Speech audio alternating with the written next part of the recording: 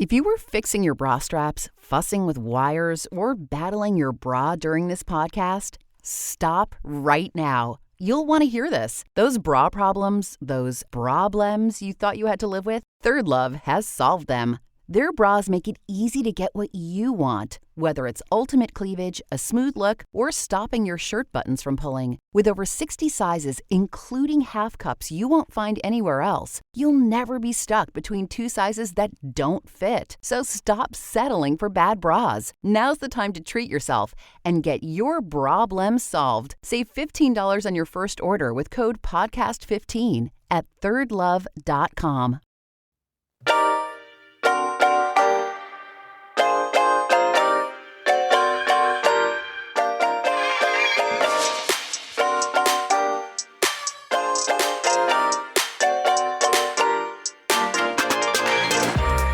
Welcome to the RuPaul's Drag Race Recap Show for Season 17, Episode 5, titled RDR Live. My name's Joe Betance, and I am joined, as always, by one sesquipedalian co-host from the podcast Bravo, Bravo, effing Bravo. Please say... I love penis. To Mr. Nathan Patrick Brown. Hello, Nathan. Hey, Joe. How are ya? I'm doing very, very well. Thank you. Hello. We had a little bit of a technical issue that I completely blame on Zoom. That's all I'm going to say. Ugh. Yeah. But we don't use Zoom. I had a Zoom call. Everyone's dying to know this. I had a Zoom call earlier this week and it made me fuck up all my sound settings. But we fixed it. Glad I found it out now. Anyway, Nathan Patrick Brown, as you know, we had, a lot of the people in the public feed don't know this. And maybe a lot of the, okay, actually, I'm going to get really nerdy here, okay? In fact, per club rules, I cannot actually mention this. So I will be vague, and then people who know, if you know, you'll know what I'm talking about. I belong to a certain private club in Los Angeles. It gets mentioned frequently that I'm a member of this private club. Mm-hmm. This private club is always so full of fucking drama. Girl, so much. I think one of the reasons I'm a member of it is how much drama there is constantly, right? Right. And they're in Portland drama now. But the truth of the matter is only a small percentage of the membership, if minuscule, I'm going to say 1%, maybe 2% of the membership cares about this drama, Mm-hmm. But it's the same thing here is that we did it just between us girls, right? Oh, no. Then earlier in this year, there was this, in the middle of last year, there was this huge drama at Afterthought. You guys don't know about this. And even, like I said, 99% of the Afterthought Patreon supporters don't know about this. But some people went and started their own secret Discord channel that none of the hosts are allowed to be a part of, so they can talk shit on us. And this latest episode of Just Between Us Girls, was very quiet in the Discord after this episode dropped. Oh, you think the other Discord is me, the other Discord is like, they're just going off. And anyway, it went like 45 minutes. Yeah. And it was, I don't even think it was that special. It was just me bitching about things, right? But like people, I don't know, I liked it. I listened back to it. I liked it. Yeah. We learned about Nathan's dog and all my I was 2 minutes everything. of the 45 minutes. Yeah, that's kind of true. He kind of was. But anyway, if you want to listen to that, you can go over to patreon.com/afterthoughtmedia and join at the executive tier level and above. I believe the discount is still good. Check out the show notes for details, or or look at the previous show notes. If I forget to put them in, just go to the old show notes. Am I doing somewhere a podcast with Jules Sparkles from Australia right now? Yeah, that was great. Thinking about you. And then or just join patreon.com/afterthoughtmedia if you want to hear Just Between Us Girls. You can scroll up. Oh, by the way, a lot of people don't know this because we didn't make a big deal about it. The tea is back. The tea has returned, and episode 2 will be dropping Wednesday, February 5th. That's episode 2. Episode 1 for the new season's already up, and episode 2 is going up this Wednesday, February 5th. So if you're a fan of the tea in the public feed, there's no extra charge or anything like that. It's just the tea. And that's everything that's going on. Am I forgetting any big things that are happening, Nathan? No. I will say, for public feed listeners, there is some big news coming soon that benefits you. Yeah. And I believe the single episode where you can buy single episodes will be coming soon, because next week, I don't know if you saw, next week is a ball. Oh, right? yeah. And then the following week is Snatch Game. So we'll probably sell those individual episodes and people might want to buy it. And then, in other words, they can spend, a few bucks and not have to join the whole fucking thing. Cool. Yeah. By the way, still, it really makes no sense to me. And I don't want to dwell on it. We talked a lot about this last week. I just want to say something. It's very disturbing to me how much people love Mr. Blackstone. 'Cause I think it feeds into sort of his thing. Yeah, I don't want to bring politics into it, but I maybe he's the spokesperson for our times. Yeah. Oh, I forgot to tell you this before the show started. Mm-hmm. I'm going to add a new question to the question at the end. And it's specifically for the benefit. Yeah, it's specifically for the benefit of the public feed. It's not a hard question. I'm just going to spring it on you. But now you know it's going to be a question that pops up every week now. Okay. All right, let's jump into it. Oh, no, we take a break. We're going to take a break. And when we come back, we are going to talk about the episode. And if you're a public feed, you're going to get a good general sense of what we talked about in this episode. All right, here we go. We'll be back right after this.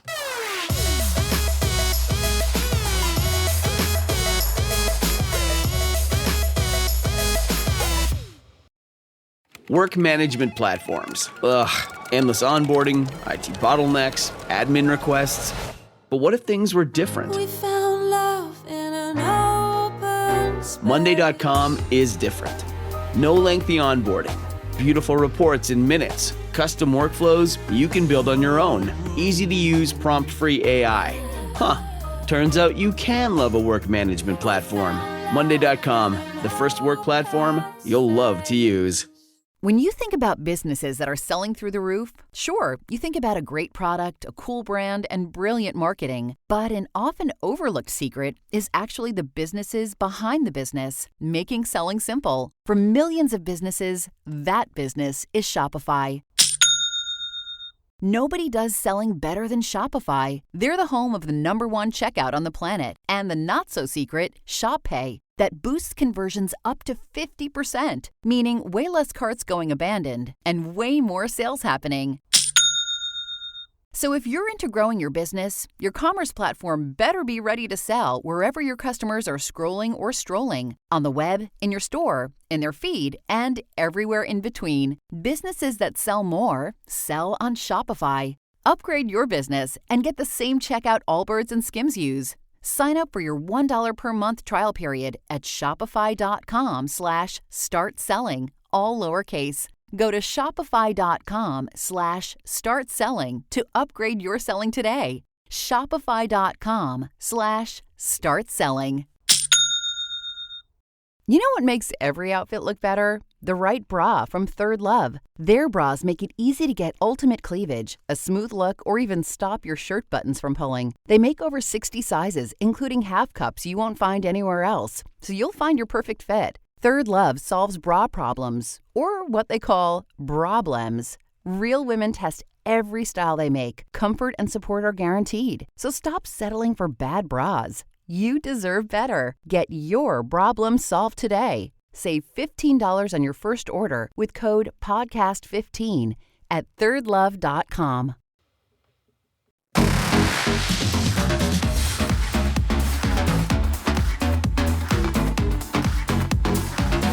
And we are back. This week, the queens sharpened their comedy and acting chops in RDR Live, the show's send-up of SNL. On the runway, the category was Think Pink. In the end, Susie Toot was named the winner of the challenge, while Lydia B. Collins and Arietti were in the bottom two. After a lip-sync battle for their lives, Lydia was told, "Shantae, you stay," while Arietti was asked to sashay away. But in a twist, Arietti took a turn at the Badonka-dunk and found the remaining lever that dropped Michelle Visage in the tank and won Arietti another chance at the crown. Okay. I'm going to ask the original questions, okay? Mm-hmm. Nathan Patrick Brown, what did you think of that lip sync, and did the right queen lose the lip sync? Well, I was really surprised by Lydia. I thought because she's so boring every other time that she would be bad at lip syncing, but I thought she was great. So I agree with Lydia getting the win for that lip sync. I really enjoyed it. Okay, very good. There was it's so interesting for it being, because I often feel that two young queens often lip sync the same, but for two young queens, it was two very different approaches to the lip sync, and multiple viewings kind of really pointed out some stark differences between the two. Uh-huh. Like one was on beat, one wasn't. Yeah, I was surprised by how bad just how bad Arietti was, and how Lydia Collins really made the most of that song, especially for her being young and that song being kind of old. Not kind of old. Yeah. The right queen won the lip sync. What did you think of? This is not the new question, but I'm asking. So we do the end first because we can. I get tired and then the end gets shafted. So what did you think? Well, first of all, we saw that the conspiracy theory was wrong. Michelle's hair is totally peeking out of the swim cap. Yeah, and so there was that. But what did you think about the second lever being used here? What did you think of all this? Well, I'm actually so freaking confused because in my head when I first watched it, I was like, oh, of course they rigged it. But then this whole thing about it being 1 and 7 for season 17 makes me think maybe it wasn't rigged? No, it was rigged. It was rigged. How? I think that's just a weird coincidence. Do you think? Yeah, 100%. Because I do see them wanting to, get the second save pretty early on so they don't have to keep fucking wheeling in that dunk tank. And so I get why they didn't want to drag it out until they had 10 people try it. And I guess I can see Arietti being saved because she serves some good looks. It seems like there's a little bit of more drama in the workroom with her now. So I get her being saved. But this does come up in Untucked, but it's true. There were worse. Arietti's runways have been really good. This is a bigger topic. It's actually one of the topics that I want to tackle on Untucked, which is we're seeing a repeat of basically season 5 and Ralaska Talks. It's kind of funny that, in the beginning, these queens were all playing it super, super safe, but we're starting to see a repeat of this. Again, we will talk about this in detail on not Untucked, on Ralaska Thoughts. But it's one of these things where, yes, Arietti is serving sickening looks. And there's something where these young queens who are into the looks think it's a bizarre thing that they think that the show is all about looks, right? But you don't have to do anything else. It's very bizarre. And because I would say maybe the only person they could point to would be Violet Chachki, right? But because even like Aquaria, yeah, she served great looks, but you found out she was also could do other things, Same thing with this Jada Essence Hall. Yeah, it's a very strange thing. That's a whole. We'll get into this. It's a whole other thing. But the point is, what did you think of the? So I just think it was rigged. I think they want to keep it. Just Arietti. Someone said on TikTok, and I think this might be true, that the show's doing this new thing. And maybe there's another topic for Untucked. Robert, write this down. Where the producers are essentially torturing Arietti the way they did Jan, the way they did Lucy LaDuca, where it's when you make it clear that you want to do well in the show so badly, then the producers intentionally torture you. Yeah. And it seems like Arietti is the Lucy LaDuca, the Jan that they're doing that to this season, and just literally driving her crazy. I did think they'd do that thing where they ask you to change your makeup, and then when you finally change your makeup, they send you home. But she didn't end up changing her makeup. So, she softened it a little bit, but so they didn't do that. But I can see them fucking with her from this point on. Yeah, I still think it was rigged. I still think it was rigged. Yeah, I do think so too. I just don't know. You just said you didn't. I said I was confused. Mm-hmm. But I'm thinking, if they wanted it to be 1 in 7, do they just like say to Hormona and to Ariete, like, good luck picking a number, girl. You just remember it's season 17, and just like lead them that way? I mean, they're kind of dumb. I don't know if they pick up on that.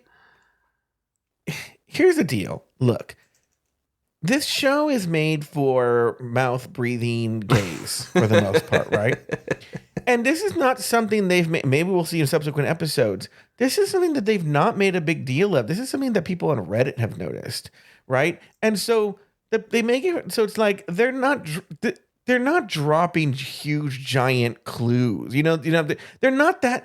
The people behind RuPaul's Drag Race aren't that subtle. I'm not saying that's super, and I'm not even saying that's super subtle, but I'm saying if they're gonna do something like that, they're gonna fucking hit it on the nose.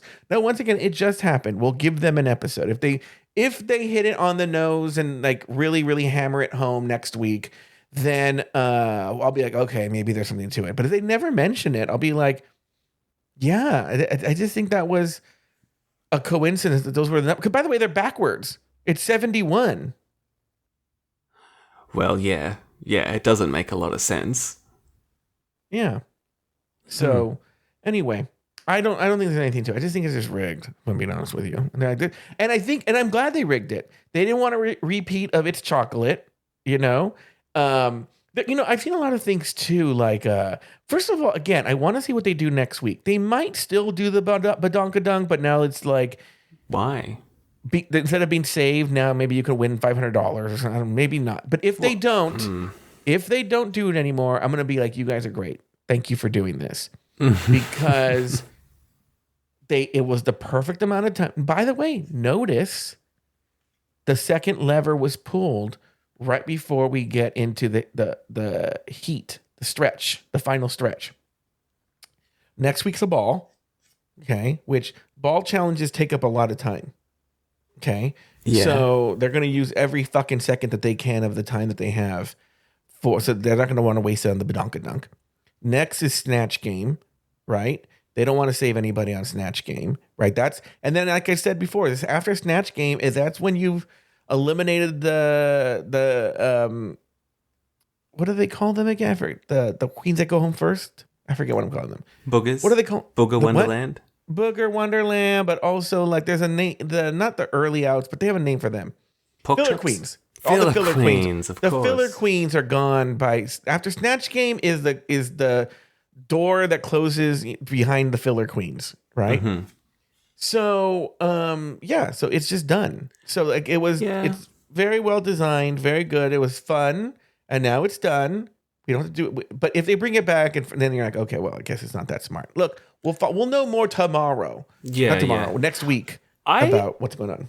I liked the Badonka-dunk thing at first. I thought it was fun and interesting. But now I'm kind of like, we've had 5 episodes. Mm-hmm. 2 people have gone home, or is it 5? I don't know. But I kind of miss when a queen would actually like earn a double Shantae, because like they're not going to do another save, but like. Like that Brooklyn Heights, Evie Oddly Snatch Game where they were both fucking terrible and then they're in the bottom and they did like the best lip sync ever and it was like a double Shantae and that was exciting. Mm-hmm. Like, I don't know, I like to feel that they earn a save rather than just pulling a lever. Well, this wasn't a double Shantae. Ariete was eliminated. Yeah, but she didn't go home. Yeah. It's not a double Shantae. I know, but I like, if there's going to be a non-elimination, like I kind of think they should earn it. Although I do love the pageantry of the Badonka-dunk tank, so whatever. It's look, the show is 17 years fucking old, right? So they're going to try and do every fucking thing that they can to just do some sort of gimmick. I appreciate it. I think if this is truly the end, I appreciate it. And the city of Las Vegas paid for spots on 5 episodes. Boom, easy, done. Everyone's happy, good. Okay, here was the other question I had for you.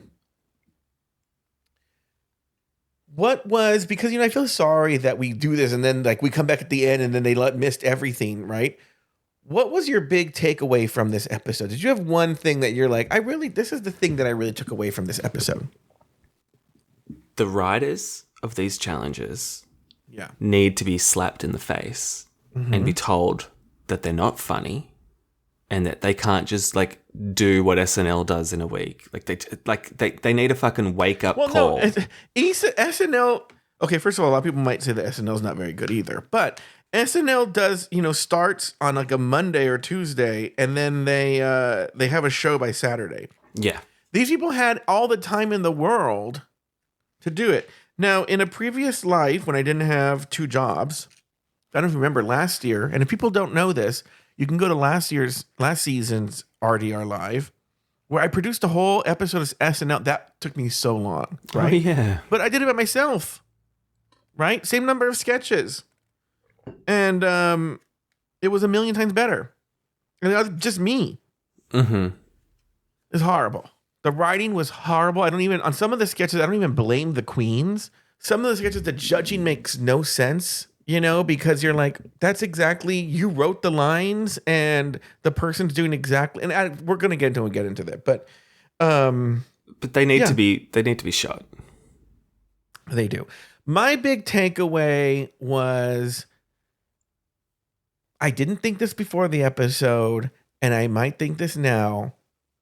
So there's a before and after this episode. I think Lexi Love might be a bad person. I'm with you. Like she might be. It was very Mean Girl. What specifically are you referring to? Well, there's a couple of moments. Well, we'll talk about it this is where you will have to go on Patreon. But obviously, I have a few moments actually. But the big one was the what do they call the Kumbaya girls, right? Oh, and yeah. how she named them, and but I'm like, did you watch Untucked? Mm-hmm. Where she's like, oh, they can, especially, it's funny, it's Arietti, and we'll get into this. Arietti's like, yeah, are they even drag queens? They can't even take shade. And then she and Lana Jarre are having a fucking goddamn meltdown because. Oh, that's crazy. Yeah. And Untucked, it's insanity. It's an insanity. Any other big takeaways, Nathan, before we. Just on that, I think we've got a very delusional crop of girls this year. Okay. Well, public feed, while you relax in the Form Decor Lounge, we are going to talk about the rest of the episode, and we will be back right after this. No. We will. Not a break. Form Decor Lounge. Listen to these curated moments from the show. I actually think I'm feeling kind of generous today. There might be some Mr. Blackstone. Okay. Ooh. Yeah, I know people like him. I haven't, again, as you know, Nathan, I'm super busy, so I haven't listened. I have them here, but I haven't listened yet. But oops. I do think you should screen them beforehand, but if you don't have time, you don't have time. I don't have time. Okay. Right now, what happens is Luke Stamen, they come in while I'm at work. Yeah. And then Luke Stamen puts them in the soundboard for me and everything. So they're just here when I get home, So I don't have a chance to listen to them. So anyway, all right, guys, you're gonna hear some curated moments. I'm not sure I'm gonna do all of them, but we'll do some Mr. Blackstone. All right, here we go. I got a couple of questions. Well, I got one question. What's the deal with Pacoima? I don't get about that. it? Like, So- is it a local joke? Like No, it's a joke that RuPaul always says. So let's say there's a street here in Santa Monica, in LA called Chautauqua, right? So if you were to go to RuPaul and say like, oh, to get to my house, take PCH to Chautauqua, make a right.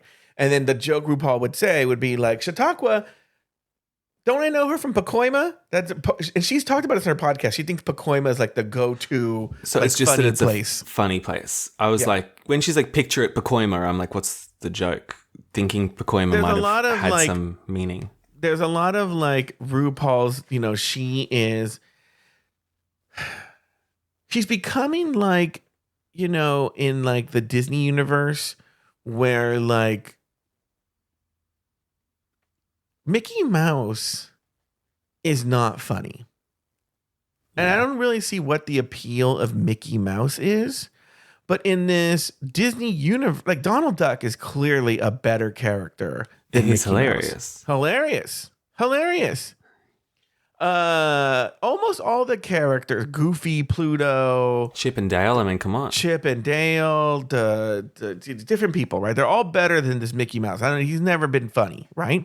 But in this universe, he is the king of the universe. And like when you go to the parade, it's all about fucking Mickey Mouse, right? Like why? He's that girl, and we don't know why. Okay. So it feels like on these challenges, it's like RuPaul. Remember, there's like the RuPaul's cousin, and it's all quoting RuPaulisms. It's RuPaul everywhere. The pictures of her in the workroom. She's the Mickey Mouse of this show. Thank you. And if Disney did a Saturday Night Live, Mickey would be the musical guest. Yeah, yes, and dance about just as much. This is actually a nice transition into RDR Live, which is right from that moment from the workroom. They go right into RDR Live, and let's talk about that cold open. This is the caveman sketch. Did you have any thoughts here on the caveman sketch? Well, I thought Bruno was very good. I think he saved it. Other than that, terrible. No laughs. I thought Ariete was doing too much. She overcompensated from last week where she was overshadowed. I thought Lana was one note. Anya's facial expressions, yeah, sure, fine. Corey, I just think it was terrible. Look, in a lot of these moments, I'm going to judge the sketches separately. The writing on one hand and then the girls in the other. Good idea. I'll just say right now, across the board, the writing was terrible. Now, Yes. so the writing's really bad. So I just like, okay, how much are they selling it? I thought Anya did a good... Now, first of all, just to be an SNL nerd, it's unusual. I wouldn't even say rare. It's unusual for the host to be in the cold open. Yeah. It's unusual. That said, she was good. I thought she was good in the sketch with the materials she got. I also think, strangely, Corey King wasn't horrible. She had it toned down, and when she was bringing a realistic edge to it, with again working with the lines she was given. Ariete's an idiot, so I kind of give her a pass. She was basically doing what a 13-year-old would do if they were supposed to do an SNL sketch, where they're just over the top and they're crazy and they're just like, this is wacky. Honestly, I'm going to sound like Mr. Blackstone here. Oh. I think maybe she watched a lot of like Latino television. I feel like a lot of Latino comedy television variety shows are like this, I'm being honest. And then Lana Jarre was forgettable. I rewatched the sketches today at a break from work, and I was like, I forgot she was in this sketch. Yeah. Wasn't horrible, but completely forgettable. I remembered Bruno was in the sketch. Well, he was transcendent. Maybe that's why I forgot. I was just staring at Bruno the whole time. So that was my take. Again, bad writing. Anya was good. She was good. In fact, this is why I think personally for me, she was in the top, was this performance, not necessarily the others. Let's go over to this monologue. Did you say everything you had to say about the cold open? Yeah. Okay, let's go to the monologue. I hope she did not write this monologue. It was horrible. I think it's hard, and I think it's hard for the queens to deliver the monologue, not because they're bad at it, but because there's no audience to feed off the energy, and so they're basically giving a monologue to no one, Yes. And that's hard to do. There's no energy to fight off, and you have to pretend there's an audience there. But it wasn't as solid a performance as her caveman sketch. Wasn't horrible. Could have been worse. Writing was terrible. I hope she didn't write it. What did you think, Nathan? Well, I thought she was confident and personable, which was really all she could do with what she was given. Because there wasn't any jokes, or I don't know, the dunk tank is filled with vodka and they wash their pads in it. Like that's not funny. No. So I thought she was fine. Sweaty. I'm calling it Sweaty Balls because it was literally just a ripoff of Sweaty Balls. It's just not as good. Your thoughts here? I thought this was probably the best skit because it just borrowed the structure from SNL's Sweaty Balls. Still not funny. I think Hormona got the vibe much more than Sam did. I think Sam was completely wrong. I don't think the lesbian voice... Well, lesbians don't really sound like that. I think that was... Because, like, the sweaty balls thing, right, is the people in the sketch aren't meant to know that they're saying something that can be misinterpreted, right? And I feel like Sam didn't understand that. That's the impression I got from Sam. And then Jules with the Australian accent. How was her Australian? You're an expert in the Australian accent. Did you think she was Australian? No, I don't think she sounded Australian at all. I want you to be honest, Nathan. I want you to be honest. Who has a better Australian accent, me or Jules? You. Oh, You. Because sometimes you slip into it and I don't clock it. But Jules sounded like she was trying to do like a bad impression of someone doing an impression of Nicole Kidman. Mm-hmm. And I guess, I don't know, did it make the role any funnier? What do you think? I saw a video of this Paul Hogan explaining why he said put another shrimp on the bobby. Yeah, you sent that to me. Oh.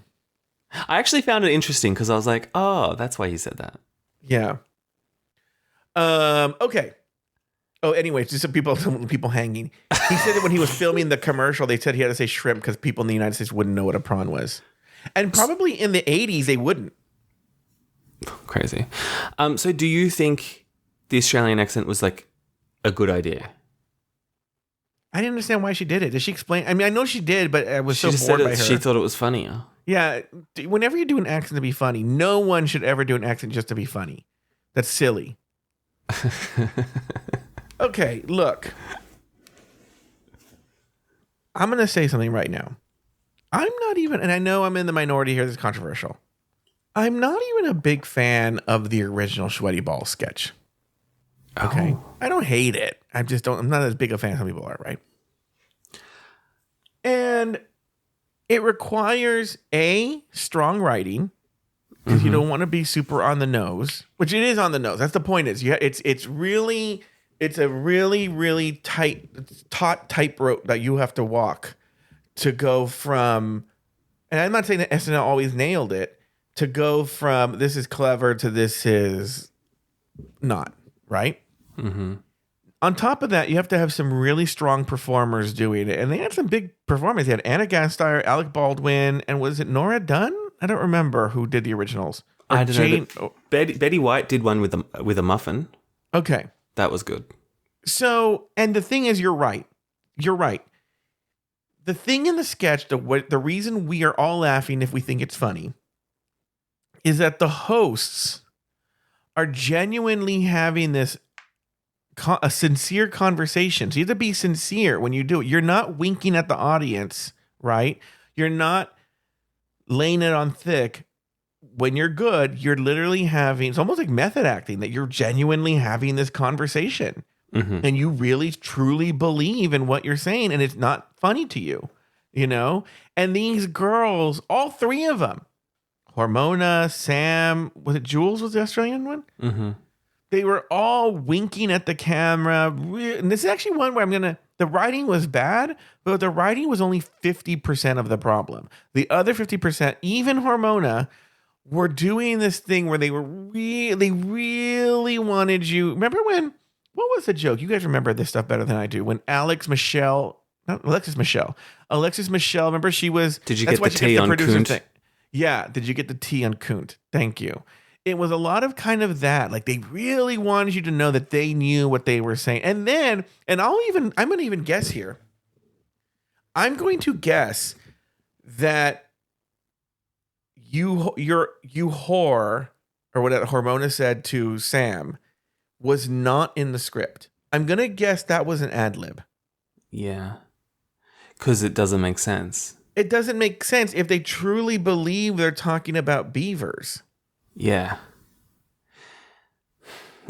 Because that's the thing is, It's supposed to be that all these people think that they're genuinely talking about beavers, but clearly Sam, at least I can't speak for Jules, Sam and Hormona's characters, because they're closeted lesbians, well, I don't know think they're talking about pussy. I don't know if they're closeted. I think they broke up or they're together. I don't know. But the point is that they're talking about pussies. They're not talking about beavers. Yeah. That's where the whole sketch just completely falls apart. I don't know why for the thing. I think just for storyline to show that Hormona went to the top, and the role she lost out to was in the bottom. The person who played Gert was in the bottom because they knew no one was going home. So we're like, well, we'll shake up some drama here. And they got it when they got to Untucked. Yeah. Okay, what about the musical performance by RuPaul? Dreadful. If she was a moving contestant, less she'd and be going less. home. She's moving less and less. It's insane. Yeah. I think she's the one that has that. What's that disease that Celine Dion has? Like, Stiff person syndrome. yeah, I think she has stiff person syndrome. She should talk to wishes. Celine Dion. RuPaul's going to be singing from the top of the Eiffel Tower pretty soon. Let's go to this QNN. It's awful. So, again, bad writing. Bad, horrible. but Right? There's a part these- where they go, in related news, Carson Kressley. That's all. That's it. They don't even say Carson. They don't even say Carson Kressley was here or Carson Kressley started. Which usually the joke is, in related news, Carson Kressley is going to be the new host of this. No, she just literally says, in related news, Carson Kressley. Well, it was a carry-on from the I know, joke yeah, before it, but she took a long pause, so it was really jarring. It was horrible. It was horrible. I was like, this is awful.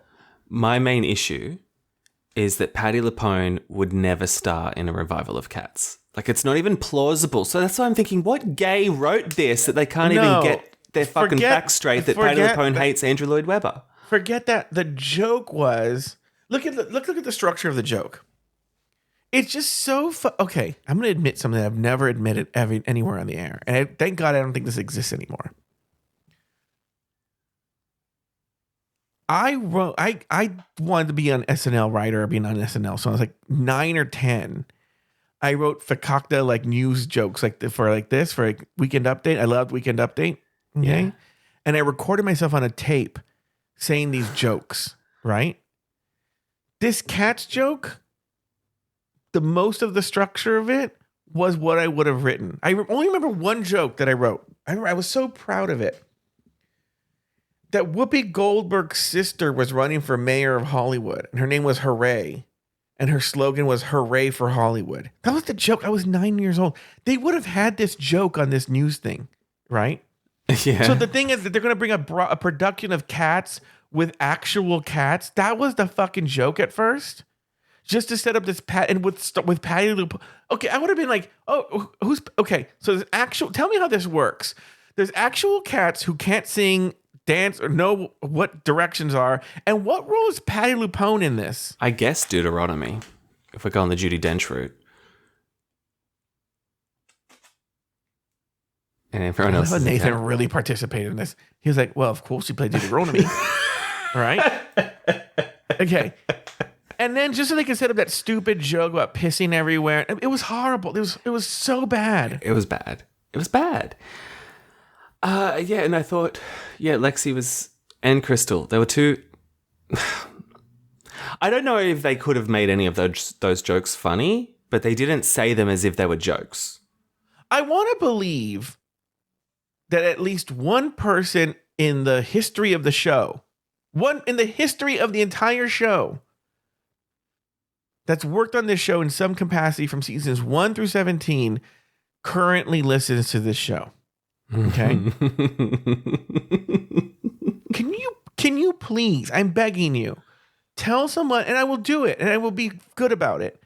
Let me write next to your sketches, please. Can I just write next to your sketches? And you don't have to pay me. I know you'll have to pay me because of the rules, but I'll take whatever the base rate is, whatever the lowest rate is. I will do it. That's allowed by law on these things. Thank you. And I thought Susie was at least a character. Not saying it was funny, but I thought she did a good job.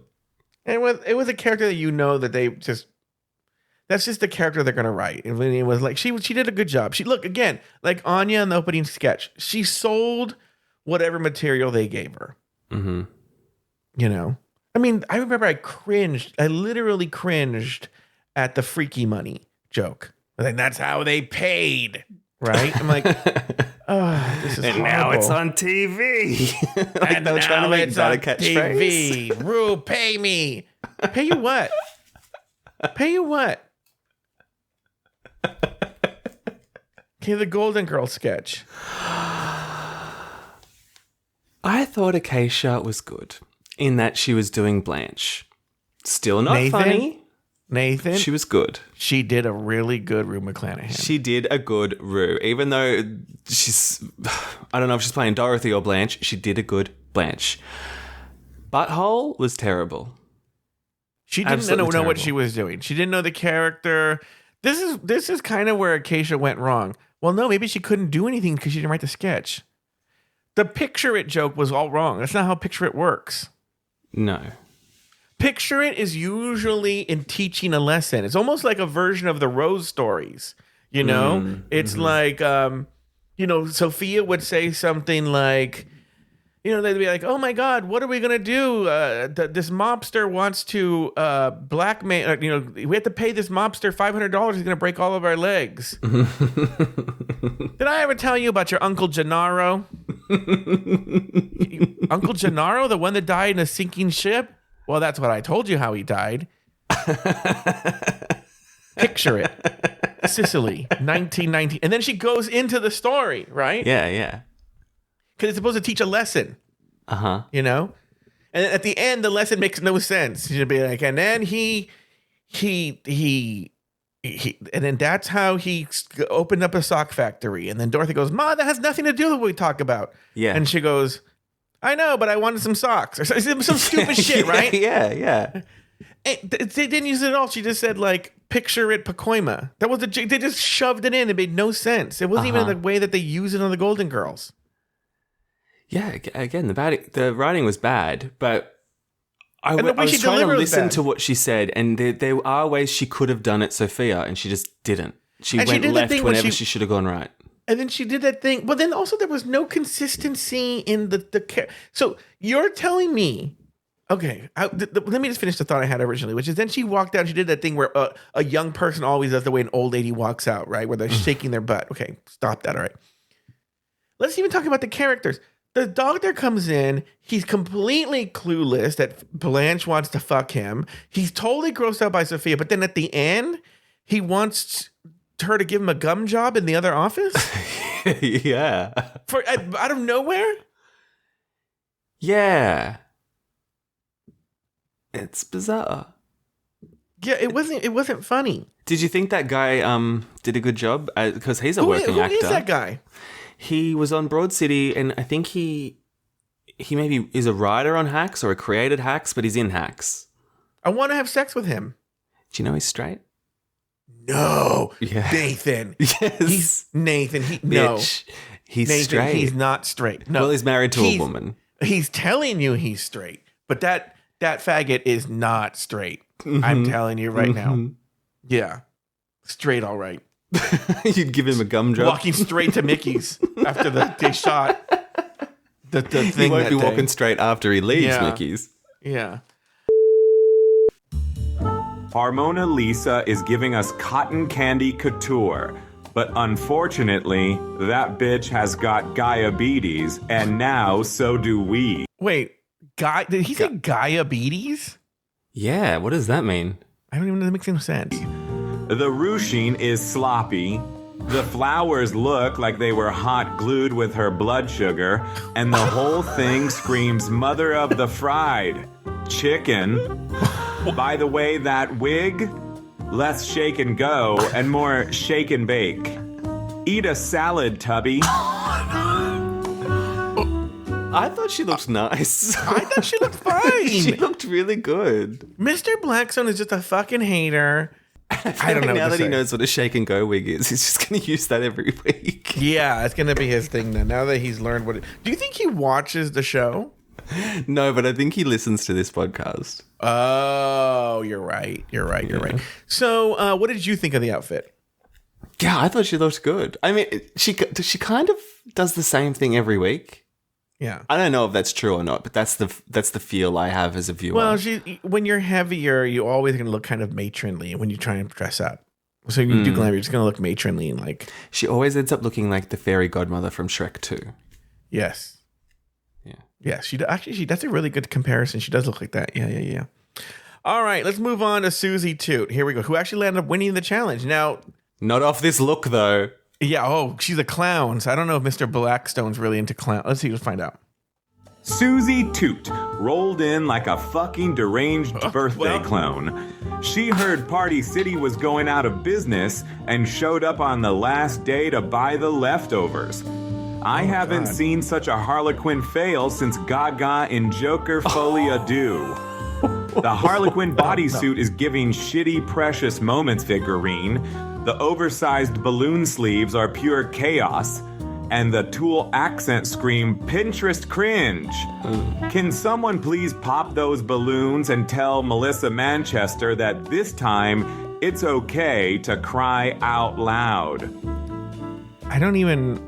This is one that went above my head, if I'm being honest with you. The Don't Cry Out Loud song. I know that song. Okay. I don't know who Melissa Manchester is. Does she sing it? I don't know. Maybe she does. This is a question for Taylor the Latte Boy. It's from the Boy From Oz musical. I know that much. Oh, it is? Yeah, and now Lady Gaga's catching strays. Lady Gaga, he's on fire today. He really, I mean, every week.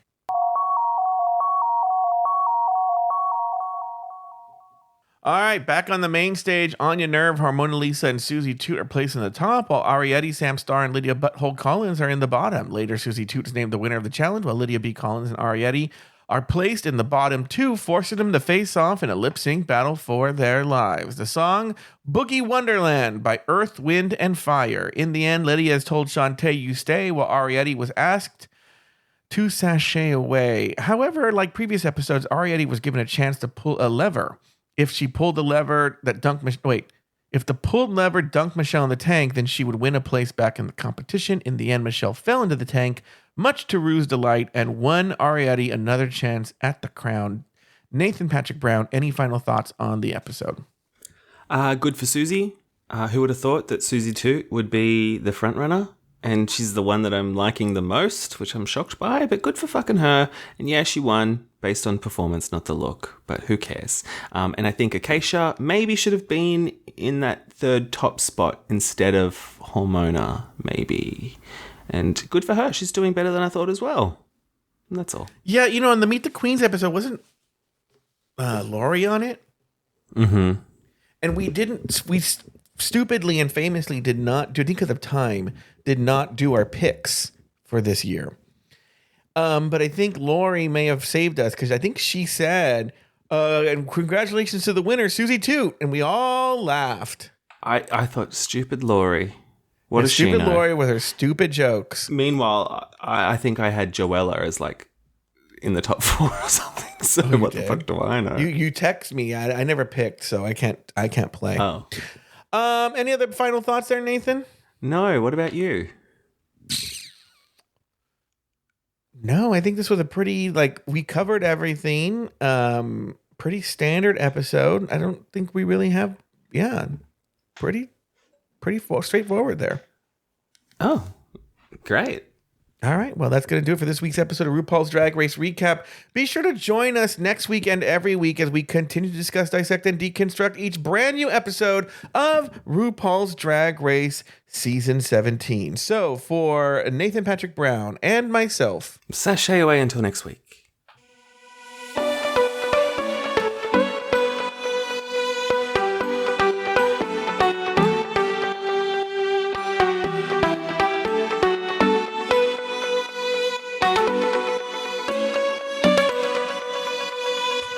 Thank you for listening to Drag Race Recap.